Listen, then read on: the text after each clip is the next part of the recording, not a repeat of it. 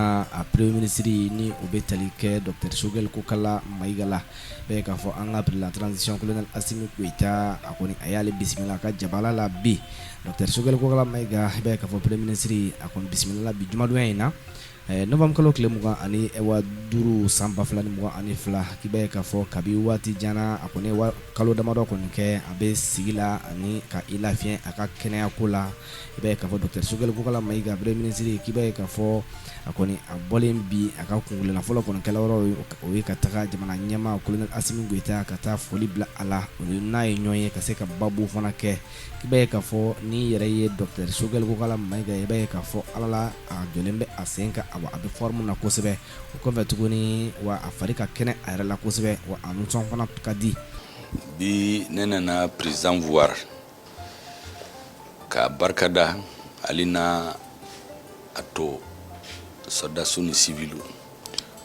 o ye min kɛ a ye n fa kojugu o de kama nana yani n ka kuma ka adresse maliyɛnw na ale ka kɔrɔni bɛɛ ye bi hali n'a san ma ca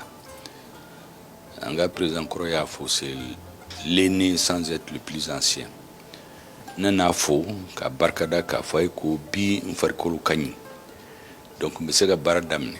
donc yani tile dama dama a bɛna yamaruya di pour que baara ka daminɛ n b'a fɛ ka min fɔ maliyɛnw ye jamanabaw bɛɛ n'i b'a fɛ k'i ka hɔrɔnya ta an bɛ tɛmɛ sira min kan i kan ka sira o tɛmɛ kan a ka gɛlɛn mais ne ɲɛ b'a la président cɛsirilen don cogo min na hali n'a nɔfɛmɔgɔw sira wɛrɛ t'an bolo an kan ka réussir de maliyɛnw bɛɛ sɔnna bi a ye san kelen kɛ k'u kunnafoni ala barika la bi maliyɛnw bɛɛ y'a faamu donc sikasi t'a la an bɛna réussir n b'a dɔn ko hadamaden a b'a fɛ ka sogo don o don n'a ye min sɔrɔ ka ban o t'a bɔ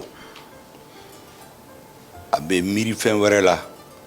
o y'a ka droit ye donc an ka baara ye min ye don o don an ka maliyɛnw lamɛn min ka ɲi u ma an k'o kɛ o de bɛ sen na bi n b'a dɔn k'a ka gɛlɛn kojugu mais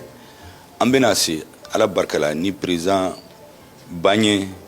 n'an tora ka soutenir ka kuma comme a kan ka kɛ maliyɛnw bɛna ko caman faamu u tɛ min faamu kɔrɔlen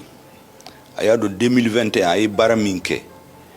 ka maliyɛnw bɛɛ la faamu bi hali n'i taara dugu fitini la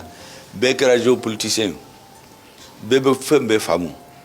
o baara a kɛra sisan baara kura de bɛna daminɛ pour que jamana ka taa ɲɛ ala barika la o baara fana a bɛ se a dan na i b'a ye k'a fɔ premier ministre a y'a jira k'a fɔ ko fɛn fɛn bɛ tali kɛ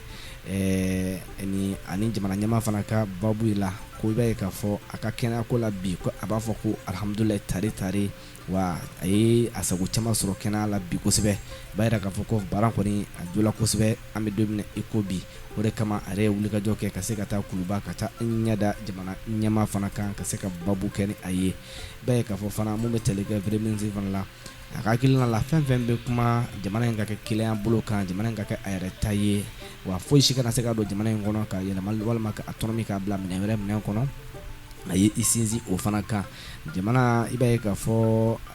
premier ministre a y'a jira fana k'a fɔ a bɛ don min ko bi a kɔni hakilina tigɛlen don wa a pɛrɛlen don sanga bɛɛ lajɛlen fana la cogo min na a bɛ se ka jamana ɲɛmaa ka welew bɛɛ lajɛlen jaabi cogo min na a bɛ jamana ka bila la ka se ka Mali bɔ